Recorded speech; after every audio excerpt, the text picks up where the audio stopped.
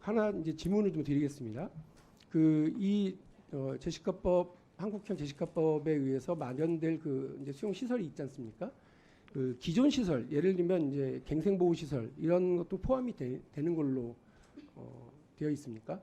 어제 답을 하시는 걸 보면 이제 검토라고는 표현을 하셨더라고요. 근데 새로운 시설일지 갱생보호 시설을 활용할 건지에 대해서는 구체적으로 답은 안 하시고, 사실 이게 논란이 되면 제도가 제대로 정립되기 어렵다, 법안 통과가 어렵다 이런 말씀을 이제 하셨던 걸로 제가 들었습니다. 그냥 그렇게 이해하고 있으면 됩니까?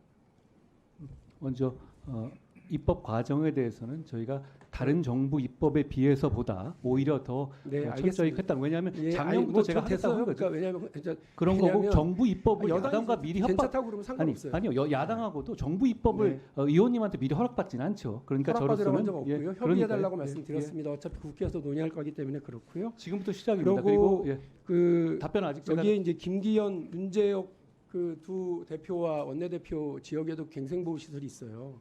그러니까 이거를 그냥 검토 대상이라고 한다 그러면 그 지역에서도 상당히 논란이 있을 텐데, 이런 논란은 덮어두고 제도부터 만들면 된다라고 하는 인식은 좀 곤란하지 않냐 싶습니다. 필요성과 논란은 같이 가는 거거든요. 화장장 시설에 대해서 사회적 필요성은 모두가 공감하지만 그게 내 지역에 들어서는 경우 사회적 논란이 상당히 벌어지는 거 보셨을 테고, 생활동반자법에 대해서도 2014년에 발의하고 2020년에 여가부 찬반 조사 결과까지 있다. 지난번에 상정할 때 말씀드렸더니 우리 장관께서는 아직도 사회적 합의가 이루어지지 않았다, 이렇게 이야기를 하시면서 이 법에 대해서 약간 걱정스럽거나 우려를 얘기하신 적이 있습니다. 마찬가지입니다. 이 제도가 필요하다고 해서 논란은 떼고 필요성만 주장하고 간다? 적절치 않을 것 같고, 장관께서 이거를 직접 아까 말씀드린 것처럼 여당이 주도해서 발표하거나 이렇게 하는 것이 아니라 장관께서 직접 발표를 하시길래 저는 한동훈 장관께서 그 논란 약간 관심이 있는 총선에는 불출마하시나 보다 그런 생각을 했어요. 왜냐하면 이제 PPT 이제 보시면 아시겠지만 장관이 이렇게 하시겠다고 하는 건 임기 내에 진행하시겠다라고 하는 걸 텐데, 이게 지금 남은 입법 예고에서 국회 제출까지 최소 기간만 따져도 94일입니다.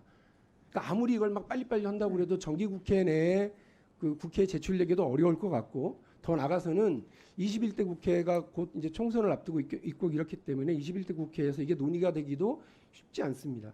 그러니까 장관께서는 이걸 발표만 하고 야당은 패싱하고 이제 논란은 국민들에게 떠넘기는 방식으로 하시지는 않을 거기 때문에, 총선 기간에도 또 논란이 막 증폭될 거기 때문에 당연히 이거를 내가 발표하고 내가 책임지고 내 임기 안에 이걸 모든 사회적 논란과 이런 것도 잘 조정해 나가면서 가겠다, 이런 의지로 저는 생각을 했어요. 설마 이 법을 던져놓고 국회에서 논란 벌어지고 사회적 논란은 벌어지고 그러는데 장관은 총선 출마하겠다고 이렇게 몸을 빼거나 그러시지는 않겠죠, 이런 생각을 했습니다. 그래서 다시 한번 장관께 부탁을 드리는데, 이 법을 직접 설명하시고 또 사회적 논란이 있는 걸 아시고 계시니까 적극적으로 여당 야당 특히 법사위원들에게는 적극적으로 좀 설명을 해주시고, 여러 의견들이 아마 존재할 거예요. 그 의견들을 조정해 나가야 되는 것들도 다시 좀 해주시면 고맙겠습니다. 예, 장관님 답변하십시오. 예. 이 법에 대해 설명할 기회를 주셔서 고맙습니다. 이런 내용이 추진이 필요하다는 점에 대해서는 오래전부터 얘기가 많이 있었습니다. 다만 이 점은 세계적으로 저희가 1년 이상 연구를 해봤습니다만 완벽한 방안은 없습니다. 저희는 최선의 방안이라고 생각한 것을 1년 가까이 연구한 결과를 낸 것이지, 말씀하신 논란 같은 걸 당연히 생각해보지 않았던 것은 당연히 아닙니다. 그럼에도 불구하고 필요하다는 말씀을 드리는 거고요. 그러니까 지금처럼 그냥 방치할 거냐 아니면 대책을 세울 거냐, 이 두 가지 선택에서 저는 대책을 세워야 한다고 판단하는 것이고 국민들도 그걸 원하신다고 생각합니다. 대책을 세운다고 했었을 때 방책은 두 가지뿐입니다. 세계적으로도. 저희처럼 사는 지역, 사는 거주지를 지정하거나 아니면 어떤 특정 지역 밖으로 추방하거나 방식인데, 둘 다 해당 지역이라든가 이런 부분의 반발 문제는 어느 나라나 있고 우리도 있을 겁니다.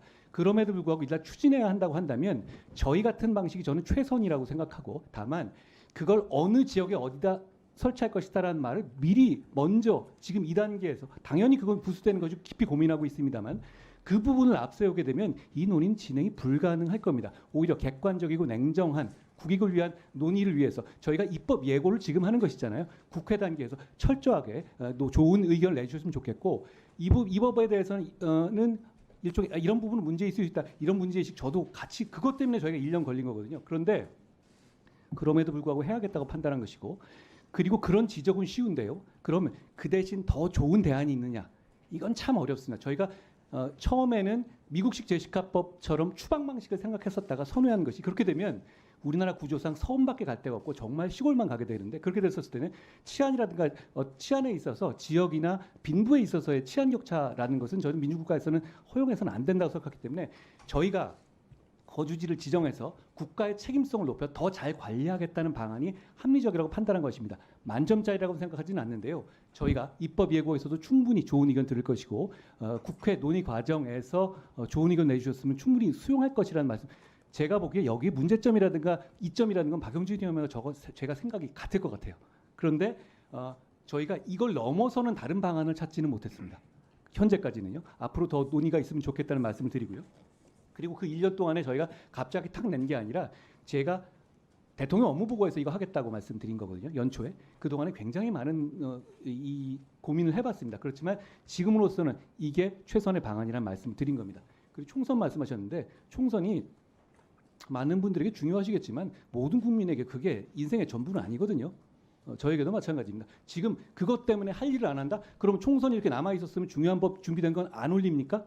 해야죠. 지금까지 우리의 법제 시스템은 그렇게 운영되어 왔고 저희는 준비된 정책을 최선을 다해서 설명드릴 것이라는 말씀드립니다. 한 가지만 말씀드리자면 이걸 지금까지 안 해온 거는 여러 가지 리스크는 있어요. 위원님 저 말씀하신 것처럼 이게 무슨 소위 말하는 인기 끌만한 내용은 아니에요. 오히려 싫어하시는 분들 입장에서는 굉장히 반대하실 수 있는 문제고 그렇기 때문에 방치해 왔을 겁니다. 이 문제 의식을 가지지 않았던 게 아니라 그렇지만 책임 있는 행정을 하는 사람이라면 국가 전체로 봤었을 때 다소 욕먹거나 상처받을 수 있는 일이라도 최선의 방안을 제시해야 한다고 생각합니다. 그런 차원에서 저희가 이번에 이 한국형 제시카법 방안을 말씀드린 것이고 그리고 그 문제에 대해서 책임 있게 진행하기 위해서 제가 직접 설명드린 것이라는 말씀을 드립니다. 이 진행 과정에서는 저희 여당과는 이게 1년 가까이 된 제도이기 때문에 여러 가지 말씀을 그동안에 많이 나눠왔습니다.